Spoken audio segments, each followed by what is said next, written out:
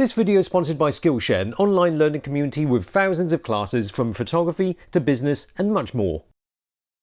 Hello my lovely Bokeh loving peeps, it's almost 10 years since I first started working at Digital Rev TV, which means I'm 10 years older now. No, not really, although technically that is still true. What I mean to say is, I'm older now, I'm wiser now, I've learned stuff, I've learned lessons, some of it from mistakes, and some of it I'm going to spout off from this ridiculously elastic mouth in this video to help you out with your creative process.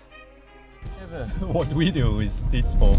Oh! Good question, Locke, good question. If any one of you want to be successful with your photo or video work, I hope with these tips I can give you a helping hand. Not with the one that just went down there. Anyway, first got the interview at Digital Rev, 28th of September 2009, and that was for an English editor job. Nothing wrong with that, I just wanted to do video though. I could do writing if I wanted to. I've got way with words after all. Yeah, because you fingered all the other ones. I just put them on the plate. I don't want to have anything in my mouth that you've fingered before. That's a good rule to have. Well, there's not much to choose from, quite frankly. Plenty of straight girls, I guess. Well, what actually happened was that I applied for the role of editor, blagged the interview, went to the interview, told them that my interest was actually in making videos, and then when I had my tits out on a holiday a couple weeks later, squatting like an FOB, I got the job offer. You see, life is all about taking opportunities. And wanking off and ghost apparently. No, it's not so much about taking opportunities as it is creating them for yourself.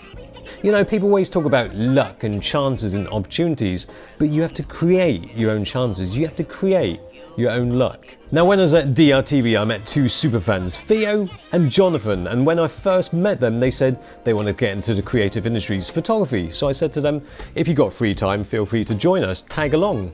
And that's what they did. They came along on shoots, they helped out, they assisted. And they were good at it, so much so that I asked DR to employ them, give them back massage, internship, whatever. But then it got to a point where DR didn't want to hire them or want them to tag along anymore. So I called up some Protalk friends and asked if they'd want a couple of reliable, hard-working assistants. And that's how they got into the industry. We can talk about luck, we can talk about chances and opportunities as if it's something that is completely out of control. You have to do what you can to create your own chances, to take the unpredictability out of life, because that is one of the hurdles in the way of your goal. With creative work, there's no shortage of competition. Everybody wants to do creative stuff these days. You have to get out there and get noticed. Not like this though. Take risks and be spontaneous. If you have an idea, if you feel good about an idea, just go out and do it. Take more risks. Well, maybe not this kind. The second thing is make content that is true to yourself. You are your work. You are the subject. Don't just follow the herd for the sake of it. I mean, understandably, if you lack the confidence to take the big leap with your own ideas, the safety net is to follow something that is already tried and tested. It is tough to make content in your own style when you watch so much content from other places, some of it by influencers that you look up to and you inevitably be inspired by. But don't do something in a particular way just because your favourite YouTuber did it, because you end up making it look exactly the same. Use it because you like and learn the technique. Leica! Leica! Yeah. It made me doing sex with... Oh, how'd you get in? It's like some exclusive club for rich people. How do I get in? Can I come in? I'm poor. Seriously, how do you get in? Right, here we go. Only skinny people can get in. Are we not allowed to go into Leica? No, you need to be rich. You need to be rich. Would you mind to stop filming? Okay. Oh. Just before we carry on, if you want to learn techniques from the pros, Skillshare, sponsor for this video, is a great place to go. They've got full-on online classes and they've got some great insightful lessons like this one from cinematographer Zach Mulligan on creating shot lists. I like this particular class because it's nice and detailed and it comes from someone who uses these skills in a professional environment. Or for photography, there's this one from Nat Geo photographer Amy Vitale. Premium membership gives unlimited access to over 25,000 classes for less than $10 per month, but you can get a 2-month free trial here by clicking the link in the description below. With creative work, it's hard to create something with universal appeal. Some people won't like your work, some people will hate it, but you should like what you're doing. If nobody likes your shit, if people think your shit stinks, at least you like your own shit and think it smells great. Now, back in the Red Wolf days, me and Locke would make videos that primarily we would be entertained by, amused by ourselves, and if other people liked it, then great. 2009, it would be us in Red Wolf, and he was like the Chinese Steve Jobs. Yeah, everyone say that I have my iPhone in my hand all the time. And you always come out and tell us interesting things about.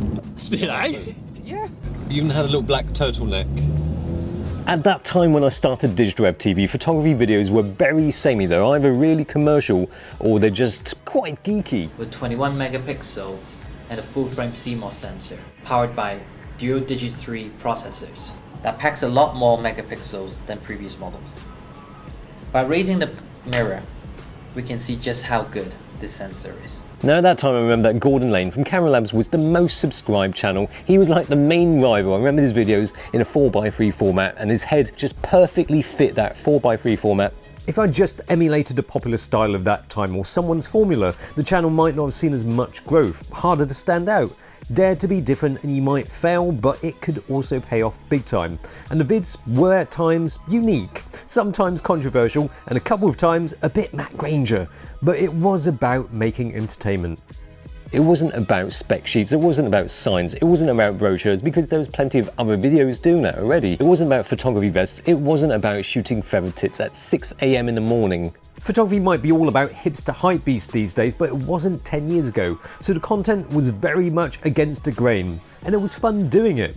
Mostly. But it has to be said, when it starts becoming a chore, when it becomes a hindrance to your happiness, when you start feeling burnt out, stop. You don't create your best work when you're running on fumes. Personally, there have been several times where I just felt burnt out. Number one was when I was doing Digital Web TV. I was writing articles for Photography Magazine in the UK, and I was working on videos with the South China Morning Post newspaper in Hong Kong. Second time was when my health was not very good. You can see it from the hyperlapse video when I had a normal weight. FYI, that's me on the right. A week or 2 weeks later, super skinny, and throughout the year, I just looked terrible. And that second time kind of blended in with the third time, which was when my mum passed away during the making of the Lara Jade cheap camera shoot. I actually received that call during a voiceover recording a session I was having with Locke for the Lara Jade video. Got the call, received the news, finished the call, went back, looked at Locke, Locke looked at me. I could see in his eyes that he knew something was wrong, could see that I was upset, but I finished the voiceovers, left, went to a funeral, a couple days later, back to work. Looking back, that was a turning point for me. For my work career, I've always wanted to hustle, to work harder, no matter how I felt. But at that time, I was feeling pretty damn low, and I started to put on a show, and that ended up making me feel more burnt out and unhappy. So I reset, came back to the UK, thought about things, whatever. Anyway, DR was developing new things with a new team anyway, and as you know, it was agreed to not agree any further contract. But, you know, makes sense from their point of view, and I'd figured out the best way to move forward as a creator was to go it alone. The departure was pretty businesslike. There were no thank yous for 7 years of service, and I was deemed a rival now. It was only my former colleagues that managed to put out a Facebook post, but, you know, I defected. What was I expecting, a cake? Anyway, it didn't matter. It felt like an exciting new challenge in life, and I could take control of it. Last point is, don't be too sentimental about your work. There's no point always clinging onto the past, because that will allow you to try new things and move forward. Me, I'm still figuring things out, but I'm enjoying it like this. Yes, I promised to do lots of things, and you know, quite a few of them didn't work out and didn't happen, but talking about these things in this video is the fire under the bum to try something new, hopefully different, to keep things fresh, like a bun out of the oven. And thank you for watching. Hope you got something out of it and it wasn't just a, oh, I'm an oldie and I've been on YouTube for ages. All right, okay. Anyway, thanks for watching. See you again. Bye-bye.